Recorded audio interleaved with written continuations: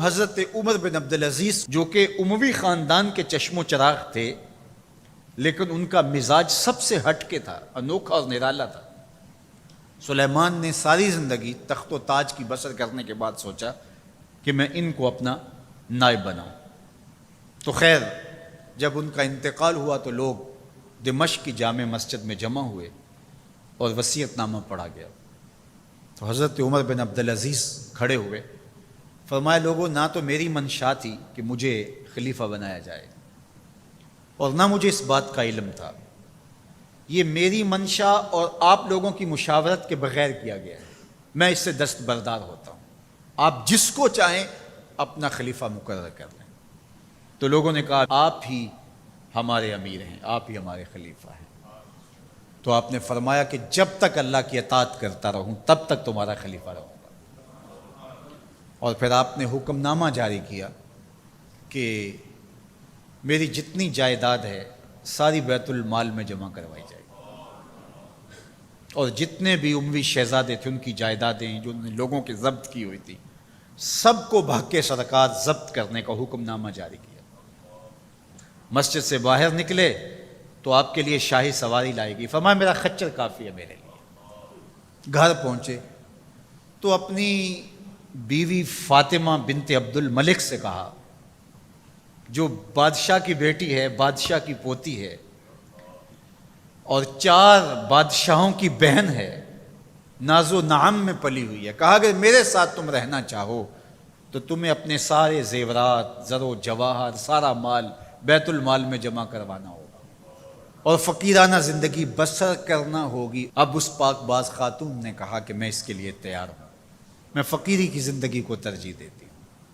اب حضرت عمر رضی اللہ تعالیٰ عنہ نے صرف 2 سال 5 ماہ اور کچھ دن حکومت کی اور 3 بر اعظموں پر سلطنت اسلامیہ پھیلی ہوئی تھی، اور آپ روتے تھے کہ ان لوگوں کا حق بھی میرے اوپر بلا مطالبہ ہے جو دنیا کے کسی بھی خطے کے اوپر اس سلطنت کی حدود میں بستے ہیں۔ عید کا موقع آیا، عیدگاہ میں جب لوگ ایک دوسرے کو مل رہے تھے تو امیر المومنین کے بیٹوں کے کپڑے خستہ تھے، پرانے تھے، پیوند لگے ہوئے تھے۔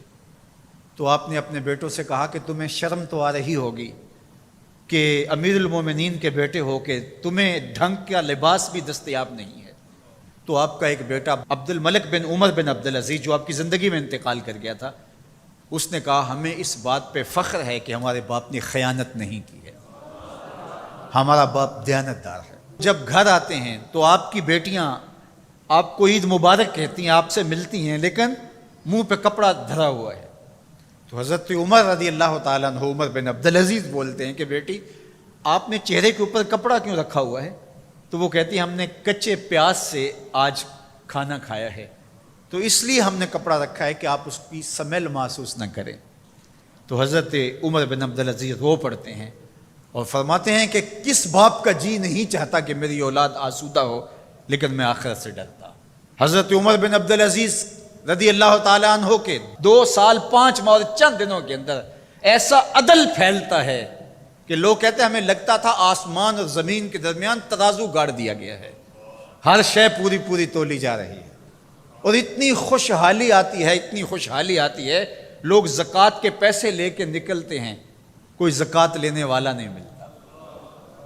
ایک علاقے کے لوگ حضرت عمر بن عبدالعزیز کو خط لکھتے ہیں کہ حضرت زکوٰۃ کا کیا کریں؟ فرمایا غریبوں کو دے۔ کہا کوئی غریب رہا ہی نہیں؟ تو کہا کہ اچھا آپ اس طرح کریں کہ جن کی شادیاں نہیں ہوئیں ان کا مہر ادا کر کے شادیاں کروا دیں۔ تو وہ جواب میں لکھتا ہے یہ بھی ہو چکا۔ تو کہا لوگوں کو قرضہ دے دیں۔ کہا کسی کو قرضے کی ضرورت ہی نہیں ہے۔ تو پھر فرماتے ہیں اچھا غیر مسلموں کو قرضہ دیں تاکہ وہ کھیتی باڑی کر کے زراعت کے کام کو بڑھائیں۔ یہ عمر بن عبدالعزیز کا دور ہے۔ عدل پھیلا، نور پھیلا، روشنی پھیلی۔ شہزادگی کی زندگی سے ایک دم اپنے آپ کو ایک چھوٹے سے کٹیا کے اندر محدود کر لیا۔